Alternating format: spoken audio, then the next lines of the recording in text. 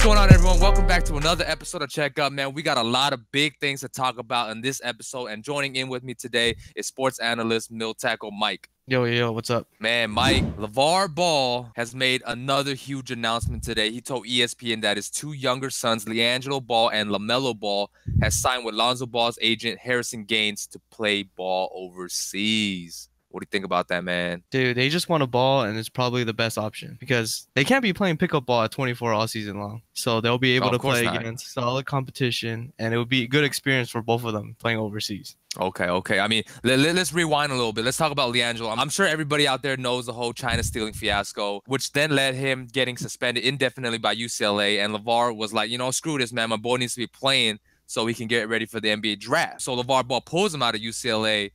Where he's not even actually going to school anymore. What were your thoughts on, that whole thing? I agree with it. If I was Liangelo and I wasn't playing, why am I wasting my time here? Might as well just, because he was going to be one and done anyways. Right. He wasn't going to stay in school for 4 years, so he's like, might as well just play ball overseas. Right. True. I do agree in a sense. It's like, why is my son wasting time at UCLA if he's not playing basketball? Because, another thing is Liangelo was actually falling out of school. He wasn't that good with school to begin with. So he wasn't really focused. And, with the whole fiasco going on, like if he's not playing basketball, getting physically in good shape and preparing for, the NBA, which is the ultimate goal, why even go to school in the first place, right? So it was a good decision by Lavar Ball pulling him out. All right. So I think Lavar Ball actually, thought about this plan like even way beforehand. I think he kind of sensed that his Liangelo wasn't going to do as well at UCLA, and it might hinder his chance of making the NBA. And after pulling Lamelo out of Chino Hills, he wanted to send Lamelo off overseas, but because Liangelo was still at UCLA, and Lamelo might have a chance to go to UCLA still, so maybe that's why he didn't do it. But now that since Liangelo's permanently out of UCLA, Lavar Ball can send them both overseas to play together, because the main plan he said this: I don't care about the money. I want them to go somewhere where they will play them together on the court at the same time. The priority is for the boys to play on the same team. I mean, I kind of agree that you will want to see your sons play together. But, I mean, what do you think about his master plan, man? The master plan is to get all of them on the Lakers, and I hope that happens because that will be the best thing. You think so, man? I've heard a lot of, people say that Liangelo Ball is not going to make it to the NBA, man. I mean, according to some people, he has no chance. And this is true before the whole China thing, too. So it's like, given his skill set, I don't think it's NBA, ready or whatnot. He's not in any of the scouting lists, not even in the extended list. So, I mean, you really think Liangelo is going to make it to the NBA, let alone play for the Lakers as well? As much of a big baller fan I am, I don't think Liangelo will make it to NBA unless he makes major improvements to his game, because his body size is a downside. Right. He's too slow to play guard, and he's too small to play as forward. True. And his shot is average at best. He's not the sharpshooter he was proclaimed to be. Mm-hmm. But if he can polish his game overseas and add more skills, then maybe. But it's a long shot right now. I felt like if he stayed at, like, let's just say UCLA for 4 years, I think he would have a chance afterwards, for him to develop his game. Just like a current Laker right now, Kyle Kuzma, who played at Utah. You look at him now, he's polished, he has good skills, and, he's ready to be in the NBA. And I felt like, Liangelo would have been able to do that if he would have stayed in UCLA. But, I guess not anymore. So I'm assuming the Chinese Basketball Association is off the table for Liangelo? According to some sources, there is no legal reason that would stop Liangelo or Lamelo from playing in China. Actually, Lavar Ball has actually contacted certain, China teams in terms of, having sons play there beforehand. So I think China is still a possibility, even though, Liangelo did all that bogus crap. But, if the money is there, I don't see why China would not have them, because I feel like they could bring in a lot of revenue just by having the Ball name in, in the league and stuff. I mean, what other option would they go? You think they go Europe or somewhere else? Yeah, I want to see him playing for the Shanghai Sharks. The Shanghai Sharks? Yeah, because can you imagine him, Jimmer, Fredette, and Lamelo on the same team?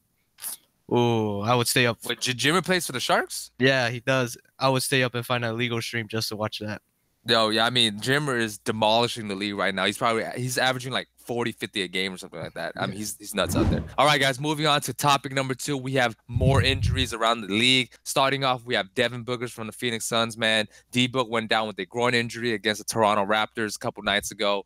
And I mean, from what I saw, it didn't look like much, but you know, if you watch it in replay, maybe it was the way he planted his leg. It kind of, you know, triggered something, you know, in his groin that he might have pulled something, but you can't really see it. But according to doctors, Devin Booker is expected to miss 2 to 3 weeks with the left adductor strain. You know, first thing I did was to check if the Lakers have any upcoming games against Phoenix, and I was disappointed. Why?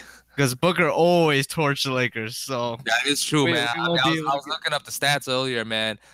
D-Book always drops like 30 plus on the Lakers, man. But I would say this: it's a blessing in disguise for the Suns. Why do you say that? Because Booker was the only reason the Suns were winning games. The Suns are in full tank mode, and now this Booker injury would just help the train keep rolling.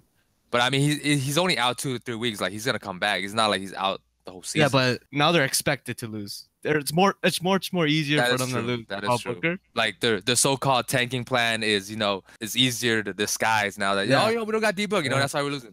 It also lets the Suns see which of their other young prospect will step up in Booker's absence. Like Josh Jackson or not? Yes, Josh Jackson. Maybe see more of Tyler Ulis, see if he can control the offense, stuff like that. Damn. What sucks for D-Book is that he was on fire before this injury, man. He dropped 46 against the Sixers and 38 before against the Celtics, and he's averaged almost 35 points per game in the last 4 games. And I felt like he was making a strong push for himself and for his team, I suppose. But, you know, I guess he overexerted his energy and, you know, injuries happen. Another player who went down with an injury is Steph Curry from the Golden State Warriors. Curry had a right ankle sprain against the New Orleans Pelicans after stepping on Etuan Moore's foot, man. Dude, have you seen a clip of that? The way Steph Curry, you know, just kind of like tweaked. Yeah, I saw. It was pretty disgusting. It was nasty, man. I can't even watch that video because it just brings back a ton of flashback for myself. I sprained my ankles like that like 10 million times. Actually, I recently sprained it a couple nights ago the same way Steph Curry, you know,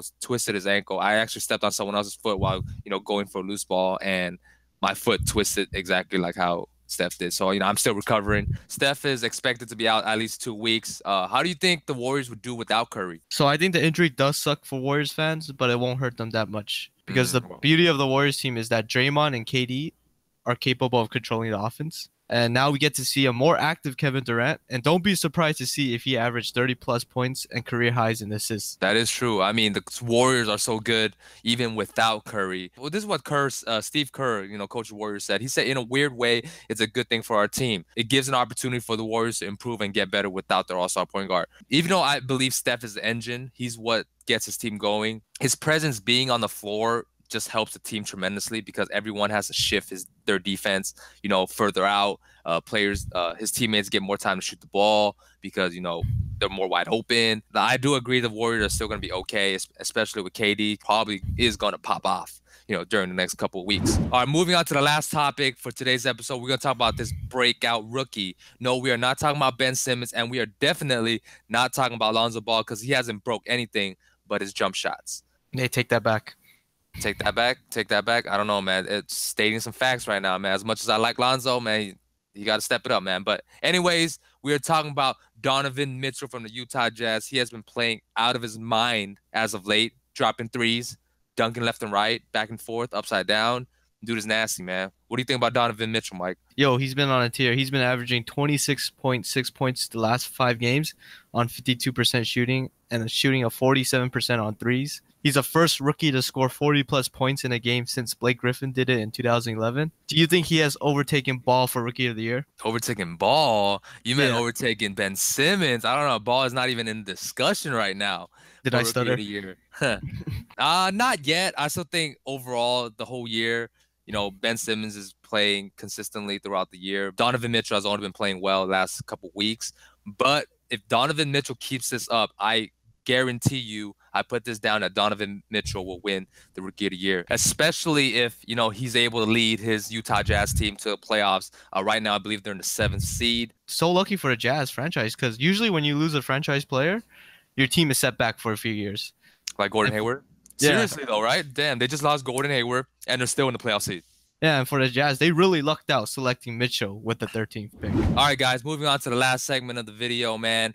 As you guys already know, our must-watch videos. Me and Mike each got a video for us today, and I feel like it's going to be pretty good, man. I'll start off with this video of Steve Kerr and Mike Brown with a super hype reaction to Nick Young's crazy pump fake. Let's check it out. I can't believe Carter Williams missed the easy pump. Whoop! Young with a pump fake in a reload three. He can get up. Dude, man.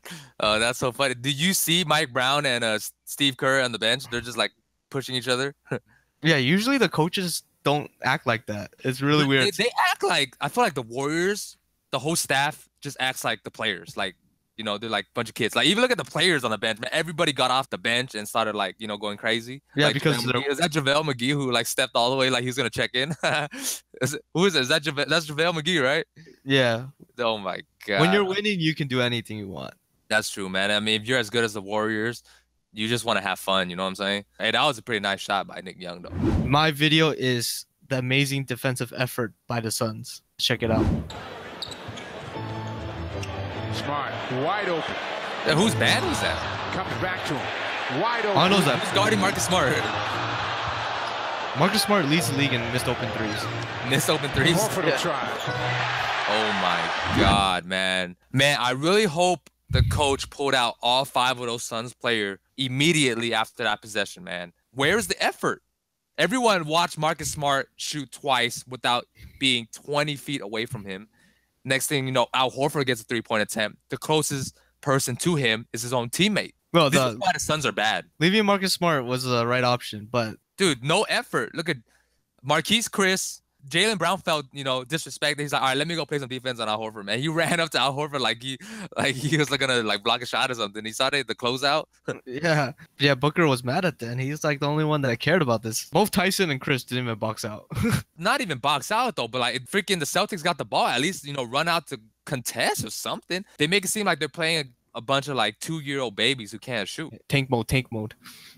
I guess, man. Thank you guys for watching the episode of Check Up, man. There was some crazy topics in today's episode, man, especially with the whole Ball family announcement, man, about them going overseas to play ball. You know, let us know down in the comments below, what were some of you guys' thoughts on the topics that we talked about today? Do you guys agree with them? Do you guys disagree with them? You know, let us know what were some of y'all thoughts. Make sure to watch, share, and subscribe, man. Check out the other videos that we have above. And until next time, Mike, Nelson, we out. Peace.